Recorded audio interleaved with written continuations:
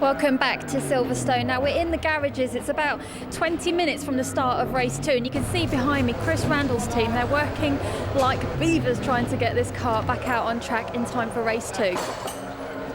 What's the problem? Yeah, really unfortunate because we were doing quite well. We think it's the head gasket. We've just pulled it all apart and we're just about to get it back together again. Yeah, we're pedalling as fast as we can to get to the second race. So here we are. This is the spot where Chris Randall should have been. At the moment it doesn't look like his team have managed to make it out onto the grid. But just look at the sight down there. I mean, GT cars as far as the eye can see. And if you ask me, there's only one thing better than the sight of these cars, and that's the sound of them. Collectively, underneath these bonnets, you're talking about 15,000 horsepower. When these lot get going, well, it's enough to make your teeth rattle. We're nearly ready for race 2 now. Up on pole position this time, it's John Gore starting in the pole car. So we'll see how he gets on in the race. But now let me hand you over to your commentator, David Addison. Thanks, Charlie. So John Gore, the man on pole position, lines up alongside the race 1 winner, Jim Geddy. We're on board with Andy Ruin as the cars leave the line under the green flag for the rolling start. And as ever in the GT Cup Championship, it is a monster field. Gore and Geddy, row 1. Jeff Ledley shares the second row with Danny Winstanley, who went really well in the TVR Tuscan in the first race. Chris Randall had a gearbox problem in race 1. Well, fingers crossed that he's going to be able to work his way up from the pit lane in order to be a factor in this race. And you can see the BMWs in midfield. We've got the Ginetta G50 of Bjorn Gustafsson in the mix as well. David Back went pretty well with his Ferrari 360 in the opening race. So as the cars wriggle their way through the stadium, we are just about set for racing. The second round of this year's GT Cup Championship. Blessed with championship status this year. And John Gore, former Caterham star, he's racing Renault Clios as well as the likes of Brick Car and the British GT Championship. He's the man on pole. Jim Geddy lining up alongside him. The lights will go out then to get the race underway any moment as they turn now through Woodcote Corner. And John Gore slowly makes his way up towards the lights that are extinguished now. The cars accelerate away down towards Copse. And John Gore swings across then to claim the line, going into the first right-hander of Copse. Geddy goes second, Danny Winstanley on the outside line, sneaks into third as they turn their way up now towards Magnus. Then Beckett's on lap 1 as this enormous field pours its way through Copse. And look at the way already that John Gore, who to be fair is the class of the field really in this race, is already getting away for a very sideways Danny Winstanley. That car's colour draws attention to itself there, the TVR Tuscan, but the way that it was sideways also brought attention as well. On board with Sarah Bennett-Baggs here, leading Group 3. Out of Beckett's heading towards Chapel Curve and then onto the hanger straight for the first time. The BMW Z4 Coupe going really well as we've got a battle on for 4th place. Jeff Ledley under huge pressure then as he dives down towards Stowe. 87 is right on his tail. Alex Martin in the Porsche.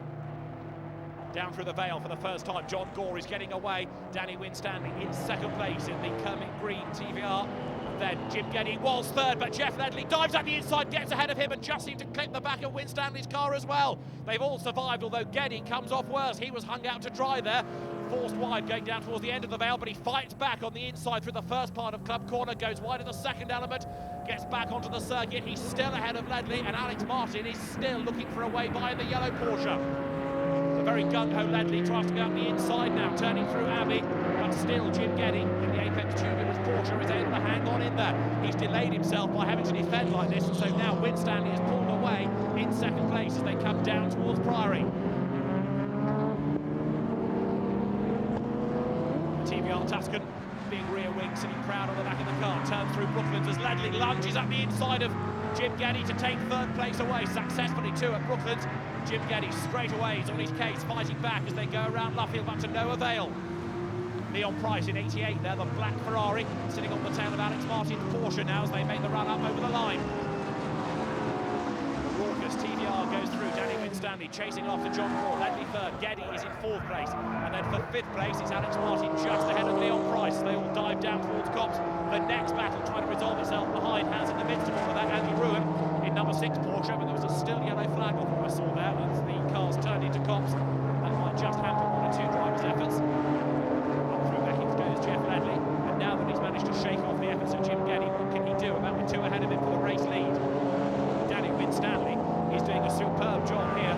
He's going after John Gore, a much more experienced driver. Danny Winstanley is bringing the gap down. Porsche versus TVR ahead of Ferrari. Different manufacturers represented in the leading 3 places here in the GT Cup Championship. Behind them, Porsche, Ferrari, Geddy ahead there of Martin, ahead of Leon Price. Marco Ford, man number 13, is Porsche. The cars dive down through the veil, heading towards the Reed Profile Club. Andy Ruin not really near enough there, looking the white Porsche to have a go at Marco Pullen's orange and black Ferrari. 360 GTC leading Group 2 at the moment. Marco Pullen back on the power through the first bite of Club Corner, then through the second. As heading down the pit lane comes number 31. That is the Michael Simmons driven BMW E46 shape M3. Winston Graham's Marcos turning its way through Stoke Corner 42. Looking in the midst of all of that is John Taylor in the Porsche. Another vastly experienced driver who does a bit of historic racing on occasions as well, former catering driver. Winston Graham's Marcos patched up after his incident in the earlier race, and he's got one of the KTMs there sneaking in behind him. Number 7 it is, Tom Andrew with the KTM crossbow. How's that for variety? KTM alongside the venerable Marcos. Losers, Marcos and Ginetta all battling, and a big lose for number 72, Sarah Bennett-Baggs, I'm afraid. That means that she has lost her Group 3 lead. Sarah struggling to get going again. I think she tries to find a gear. In the meantime, number 32 BMW heads down towards the right-hander of Bridgebend. That's Adrian Watt now into Priory. Sarah Bennett-Baggs has got going again. Her class lead and indeed many other places within Group 3 have now long gone, and that off the road is Björn Gustafsson, the Swedish driver with the patriotic rear wing, running in the invitation class. This Ginetta G50 that doesn't really meet the technical specification for the other 3 groups, so the invitation group is where he runs, and it's good to have the car here this weekend as they're looking up into second place. Jeff Ledley ahead now of Danny Winstanley. Out of Abbey they go down towards Bridgebend. The yellow and blue Ferrari then up into second place overall, and of course all of these 3 cars running in Group 1, so you've got a group battle as much as an overall situation.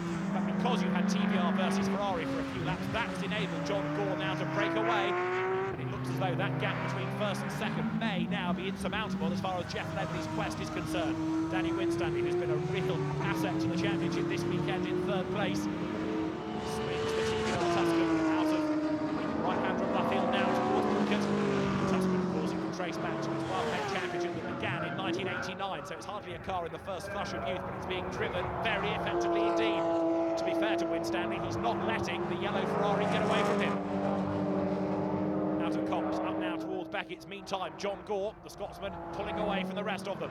Marco Pullen, Andy Ruin et al. Come now in towards Woodcote Corner. Behind them there you can see number 12, Steve Quick, with his Ferrari. Paul Burton goes through and on board now with Andy Ruin. He's alongside Marco Pullen.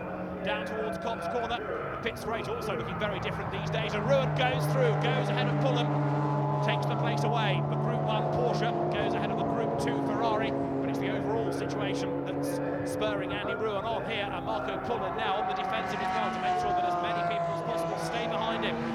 Runs just a little bit deep into the mid part of the Beckett's S's there as Marco Pullen. He's on the power and he's still on the tail of Ruin as well. He's not letting the Porsche get away. Onto the hanger straight they come. Andy Ruin now possibly will just be able to stretch the legs of the Porsche and edge clear. 911 GT3 997 shaped car, and he goes down towards Stowe as Marco Pullen loses another place. Steve Quinn goes ahead of him. There another challenge being made and launching himself up on the inside, Fraser Robertson with his 996 shape 911 RSR Porsche. So those are all Group 1 cars going ahead of the Group 2 Ferrari. Although Marco Pullen will be frustrated to have lost places, it doesn't really affect his class position at all, and that, I'm afraid, does affect Andy Ruin, who gets tapped into a spin by Steve Quick. He's in the gravel at the end of the veil, and this is what happened to him. Bam! Turns in, wallop. Up the inside, already gone. Steve Quick. Steve a bit too quick, I'm afraid. He wasn't on the brakes early enough. The net result is contact is made between the two. Andy Ruin gets tapped into the spin. He's in the gravel, and that, I fear, is the end of the race for him. He's not been able to dig himself out. Jeff Ledley, still second, has still got the green TVR filling his mirrors. David Hathaway continuing a battle he had in race 1 with a KTM. Different car, admittedly, this time. It was the Sam Bowl driven KTM he was defending from in race 1. Now it is the Tom Andrew car. Winston Graham is right up behind him as well in the Marcos Mantis. Down they come, in towards Brooklands. David Hathaway, who has been a mainstay of the GT Cup ever since it began. The venerable Ferrari 360 hangs onto its place. Right there behind him is Tom Andrew. KTM crossbow gets the inside line, coming out of Luffield alongside one another now. Andrew looks across at the Ferrari, which has got a bit more poke as the power is wound up, and so Tom Andrew drops back behind David Hathaway as Danny Winstanley breaks very late and slides off the road up at Stoke Corner. He's back on the road and he's lost it. Round comes the back. Oh no, disaster. Danny Winstanley has thrown away what was looking very good to be third place. Now let's see how many other positions he's going to drop, and this is a replay as well of Steve Quick once again heading very late on the brakes down towards the end of the band. He's got ahead of Marco Pullen, who then fights back. The two Ferraris battle away. Well, John Gore is looking very comfortable up front for a race win. Powering his way into the last corner. Checker flag is ready for him. The 25 minutes are up.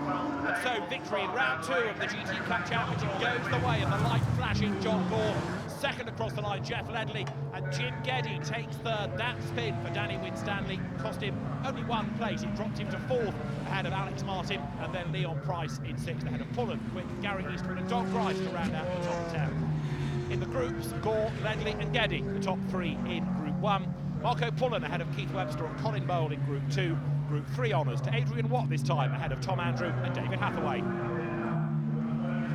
Jim Geddy leaves Silverstone as the Group 1 leader by a point from Jeff Ledley. 6 points separate Marco Pullen from Keith Webster, while Group 3, David Hathaway and Adrian Watt share a group lead. So a delighted John Gore makes his way up onto the top step of the podium here at Silverstone. It has been a superb race weekend of the GT Cup Championship. John Gore comes out on top. So the champagne's been sprayed here at Silverstone, which just leaves me to say goodbye. But make sure you join us next time for a brand new event on the GT Cup Championship calendar, which will see the UK's largest GT grid racing on the UK's fastest circuit, Thruxton. It's sure to be spectacular, so I'll see you then.